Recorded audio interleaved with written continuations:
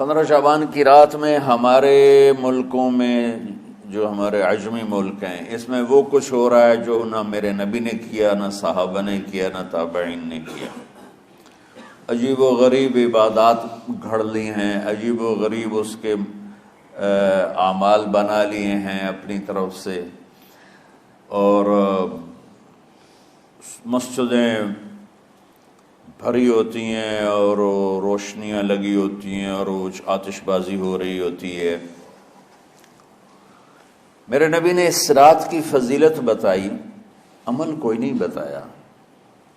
جیسے یہاں کوئی صلاۃ تسبیح کی جماعت کرا رہے ہوتے ہیں، کوئی اجتماعی تہجد پڑھ رہے ہوتے ہیں، کوئی دیگیں چڑھا رہے ہوتے ہیں، کوئی آتش بازی کر رہے ہوتے ہیں، تو وہ اس میں اتنا غلو ہو گیا ہے کہ یہ بھی ٹھیک نہیں۔ اور کچھ علماء نے اس کے رد میں اس کا اتنا انکار کیا ہے کہ اس رات کی کوئی فضیلت ہے ہی نہیں، یہ بھی ٹھیک نہیں۔ اس بیچ کا راستہ، اس رات کی فضیلت میں جتنی احادیث ہیں وہ ضعیف ہیں، لیکن اتنی کثرت سے ہیں کہ ان سب کا مل کر جمع ہو کر کم از کم وہ حسن لغیر ہی تک تو پہنچ جاتی ہیں۔ اور ابن عثیمین رحمۃ اللہ علیہ نے بھی یہ لکھا ہے کہ زیادہ سے زیادہ ان احادیث کے مجموعے سے، چونکہ اگرچہ ضعیف ہیں لیکن کافی زیادہ ہیں، تو وہ حسن لغیر ہی تک پہنچ جاتی ہیں۔ تو حسن لغیر ہی سے کوئی عمل ثابت نہیں ہوتا، عمل ثابت ہوتا ہے صحیح حدیث کے سے۔ ایک احادیث کی کثرت سے روایات، اور ایک امت کا عمل، کہ امت کا بہت بڑا طبقہ صدیوں سے اس رات کا اہتمام کر رہا ہے۔ لیکن کچھ عرصہ پہلے تک اہتمام تھا دن میں روزہ رکھنا، رات کو کوئی نوافل پڑھ لینا، کوئی دو چار زیادہ پڑھ لینا، لیکن اب یہ ڈھول تماشے جو اب شروع ہوا ہے اس کا تو کوئی وجود ہی کوئی نہیں ہے۔ تو اس رات کو اللہ تعالیٰ نے مبارک بنایا، اور حدیث پاک میں آتا ہے کہ اللہ تعالیٰ اس رات میں ساری دنیا کے لوگوں کی بخشش فرماتا ہے سوائے 5 آدمیوں کی۔ 5 کے سوا سب اہل ایمان کی بخشش ہو جاتی۔ مشرک، المشرک، پہلا مشرک، دوسرا مشاحن، مشاحن کیسے کہتے ہیں؟ دل میں بغض رکھنے والا، کینہ رکھنے والا۔ تیسرا مسبل ازارہ، اپنے پاجامے شلوار چادر کو ٹخنوں سے نیچے تک لے جانے والا، لیکن ایک شرط کے ساتھ کہ وہ تکبر کی وجہ سے ہو، سستی کی وجہ سے ہے، غفلت کی وجہ سے ہے۔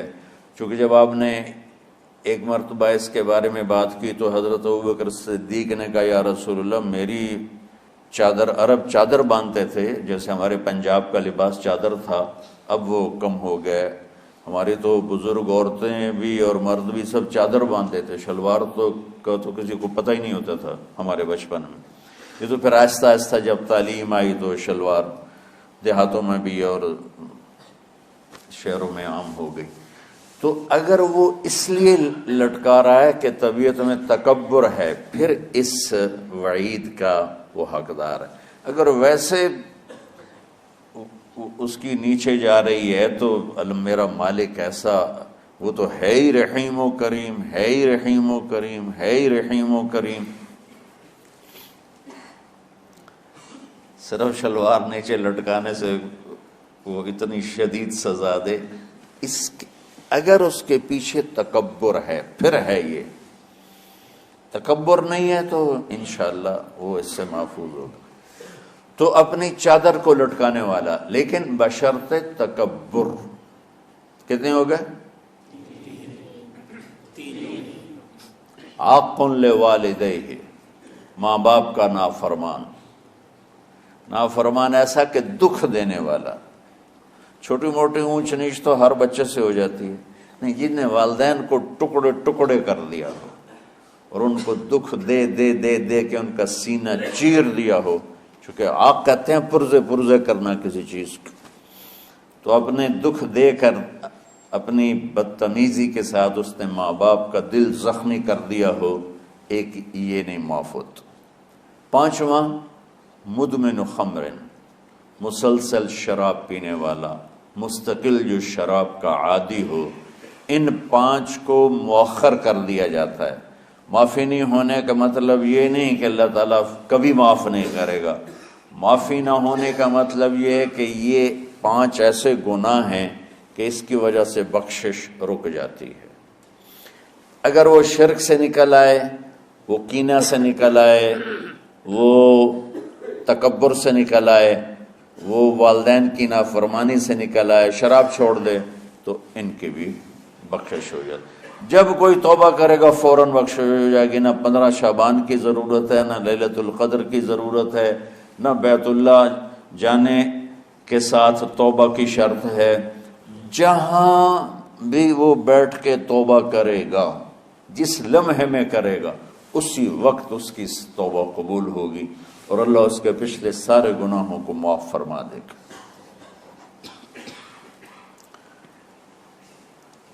دن کا روزہ، رات کا قیام، زیادہ زیادہ قیام سے مراد نوافل ہیں. کوئی گھر میں پڑھ لے، کوئی مسجد میں پڑھ لے.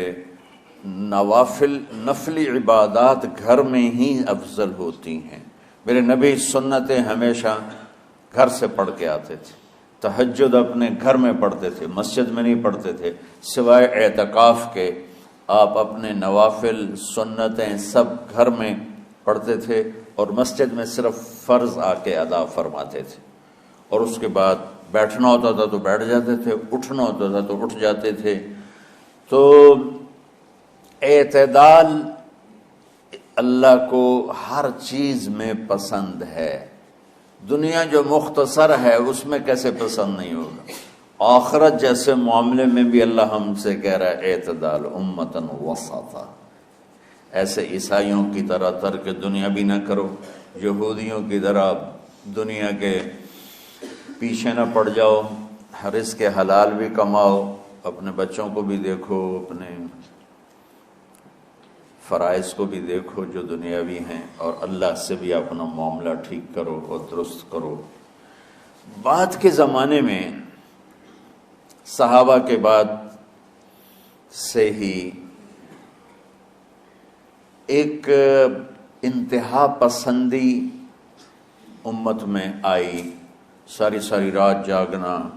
فلاں بزرگ تھے وہ رسے سے اپنے بالوں کو باندھ لیتے تھے کہ نماز پڑھتے پڑھتے جب نیند آئے اور جھٹکا لگے تو رسے سے بندھے ہوئے بالوں سے اس جھٹکے سے تکلیف ہو اور ان کی آنکھ کھل جائے اور پھر نفلوں میں شروع ہو جائے. ایک فلاں بزرگ تھے وہ اپنے آنکھوں میں نمک کا سرما لگاتے تھے تاکہ آنکھیں جل جائیں، اس میں وہ جلن پیدا ہو جائے اور نیند اڑ جائے. یہ ایسے واقعات بھرے پڑے ہیں. فلاں بزرگ تھے انہوں نے 30 سال عشاء کے وضو سے فجر کی نماز ادا کی. یہ اپنی جگہ پہ بزرگی ہے، لیکن یہ بھائیوں یہ دین ہم پیش نہیں کر سکتے. فلاں بزرگ تھے وہ 30 سال سے ستو کھا رہے تھے کہ روٹی کھانے اور ستو کھانے میں 70 دفعہ سبحان اللہ کا فرق پڑ جاتا ہے. تو روٹی کھائیں تو 70 دفعہ سبحان اللہ کم کہہ سکتے ہیں، اور ستو کھائیں تو 70 دفعہ سبحان اللہ زیادہ کہہ سکتے ہیں. تو لہٰذا ان کا مجھے تو 30 سال ہو گئے، میں تو ستو کھا رہا ہوں، میں تو روٹی نہیں کھا رہا. یہ دین نہیں ہے. یعنی یہ وہ دین نہیں جو ہم انسانیت کو پیش کر سکتے. یہ تو لوگوں کو دوڑانے والی بات. یہ راہبانیت کی شکل ہے. یہ وہ دین نہیں جو ہم لوگوں کو پیش کریں گے تو وہ کہیں گے واہ واہ واہ واہ کیا دین ہے بھائی، قبول کرو. یہ ایک قسم کا غلو آیا.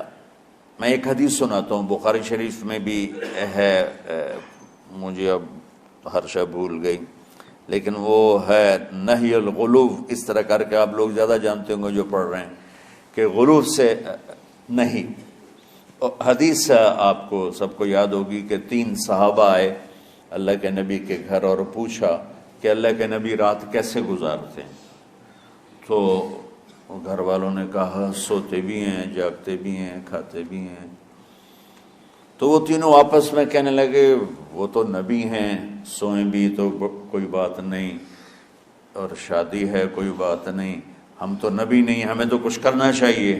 ایک نے کہا کہ میں ساری زندگی روزہ نہیں چھوڑوں گا، ایک نے کہا کہ میں ساری زندگی سوؤں گا نہیں، ایک نے کہا میں ساری زندگی شادی نہیں کروں گا۔ تو دیکھنے میں تو واہ واہ کیا بڑی بزرگی ہے بھائی، بڑے بزرگ ہیں۔ ہمارے نبی کو پتہ چلا آپ نے تینوں کو بلا لیا، کہ تم مجھ سے زیادہ اللہ سے ڈرنے والے ہو، میں تم سے انا اتقاکم یا اخشاکم، الفاظ آپ لوگ کو زیادہ یاد ہوں گے لیکن مفہوم میں صحیح پیش کر رہا ہوں۔ آپ نے کہا میں تم سے زیادہ اللہ کو جانتا ہوں، تم سے زیادہ اللہ سے ڈرتا ہوں، میں سوتا بھی ہوں، میں کھاتا بھی ہوں، میں روزے بھی رکھتا ہوں، میں چھوڑ بھی دیتا ہوں، میری بیویاں بھی ہیں، میں اپنی بیویوں کے پاس بھی جاتا ہوں۔ تم دین میں غلو سے بچو، پہلے امتوں کو ہلاک کر دیا دین میں غلو۔ دنیا میں غلو یعنی انتہا پسندی، ایکسٹریمسٹ ہونا، دنیا ہو یا دین ہو، دونوں میں اعتدال بچو، اللہ تعالیٰ کو پسند۔